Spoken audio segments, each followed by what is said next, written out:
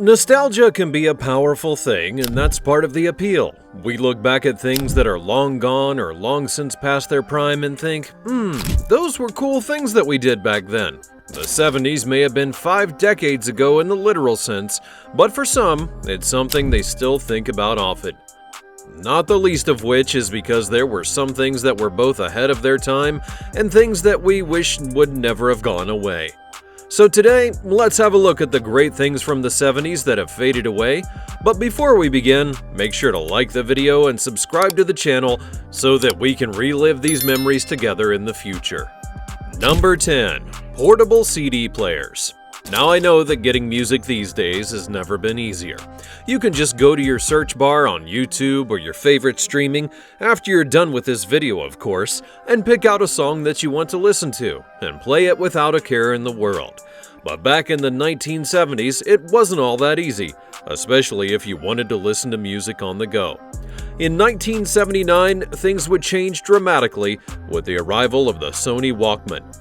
This would be the first portable CD player to hit the mainstream, and it became an instant success, not the least of which was because it was a way for people to play a set of songs with ease as they went out about their day. They could listen to music while walking, riding their bike, hanging out with friends, and more. Now, as time and technology moved on and things like MP3 players and digital phones came to prominence, CD players did not have much of a role in society. And that's why, by the year of 2010, things like the Walkman were emphatically obsolete. Number 9. The phone book. The phone book was meant to be your one-stop shop to finding out all sorts of phone numbers for people, places, and businesses. And yes, there are still phone books today, but they're nowhere near as prominent as they once were back in the 1970s. These days, if you want to look up a number, you'll more than likely find it online. Or, if you need to call somebody that you know, you have them in your contacts list in your phone where you've saved numerous numbers. And you could also ask a friend to get it for you so you don't have to look it up. But back in the day, the feeling and excitement of opening up the phone book, or even waiting for the new ones to arrive, is a thing that many people remember today. The yellow pages aren't what they used to be, and that's sad in a whole lot of ways. Number 8. Phone booths. From the books to the phones themselves, the way that we call and talk to people has changed dramatically over the last 50 years. But by the 1970s, everyone likely knew where their nearest phone booth was, just in case they had to make a call. And it's no wonder why they were useful. This would be the age before cell phones were mainstream and could call basically all over the world. Sometimes all you needed was a phone booth to ask for help, call someone to let them know where you were, and more. Fast forward to these days, and the phone booth has basically become extinct in places like America.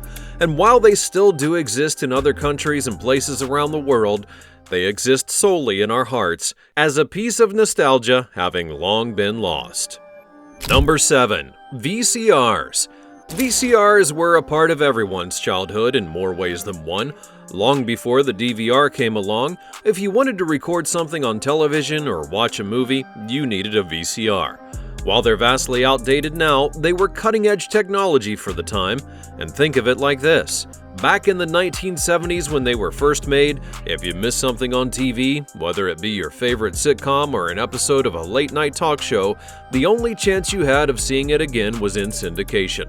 However, with the advent of the VCR, you could program it to record whatever show you liked and then play it back as many times as you wanted once you were free. With the arrival of the DVD player and then DVR-like devices, VCRs weren't really in fashion anymore, but for a time it would be the peak of recording and playing your favorite shows. Number 6. Road maps. If you needed to get somewhere far today, many of you would just pull out your phone, put in the address to your favorite map app, and then you'll be ready to go.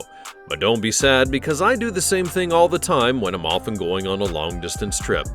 Back in the 1970s, however, and many decades before that, we did not have things like Google Maps, but what we had were actual road maps.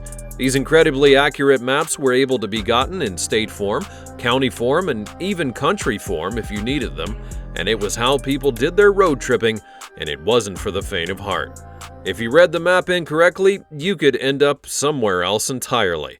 And that's why both then and now, if you get lost, you just pull over for directions. Number 5. Typewriters. Seen as a peak of innovation at one point in time, typewriters were mainstays in offices and homes all over the world. They would be a quick and easy way to write a letter, a memo, a guide, and so much more. And sure, they did have their flaws, including not having a backspace button and having to start over if you made too many mistakes, but it was still far faster than writing out a letter by hand and hoping that someone else could read it. By the 1980s, typewriters were everywhere, and then came along the personal computer. The PC featured writing programs, which in turn would end up making typewriters obsolete, and we no longer needed a rather heavy piece of machinery anymore. Still though, for those who used them in the past, that familiar sound of the clickety-clack of the keys will forever ring in our ears. Number 4. The Pontiac. Gearheads and car enthusiasts alike will know that in the 1960s and 70s, the Pontiac line from General Motors was one of the hottest car brands around. In fact, they were featured all over the place, including the legendary Pontiac Firebird Trans Am being the car in the legendary film Smokey and the Bandit. These were really cool cars that featured sleek looks, epic paint jobs, and they could go really fast, potentially evading the law if you were great like Burt Reynolds, and they could also be cheap to afford. Sadly, only a couple decades later, with events like the 2008 financial crisis, it made this line of cars not available to continue for profit reasons, and now they become collector's items if you can find one. Number 3. Airplane smoking sections. Now, it may seem crazy to think about today, but back in the 1970s, smoking on airplanes would be a common practice and reflected a more broad societal norm. Airplanes would even provide complimentary cigarettes to passengers, and seeing them smoke in their seats on an airplane was a normal thing you would witness. However, as time went on and health concerns became more prevalent, these things began to change. The first significant change came in 1973, when certain airlines would designate no smoking sections, and then by the 80s, the movement for a complete ban on in-flight smoking would get traction. In the late 80s, Congress passed a law banning smoking on domestic flights of 2 hours or less, and then that expanded to include all domestic flights, as well as international flights later on. By the early 2000s, smoking on any commercial flight had become largely obsolete, marking a significant shift towards prioritizing passenger health and safety. Number 2. Console televisions. These days, televisions are everywhere, on walls, on screens, and even in the palm of your hand. But there was once a time when owning a television actually became a physical workout. Console televisions, as they were known, had to have a massive bulk to contain everything that was needed to make it work, including dials and switches, transistors, and more that were used to change channels and get signal and reception. Now obviously, as technology and television grew, the bulkiness of the TV would thin out, the bulkiness of television would begin to slim down, and these days the television is almost paper thin.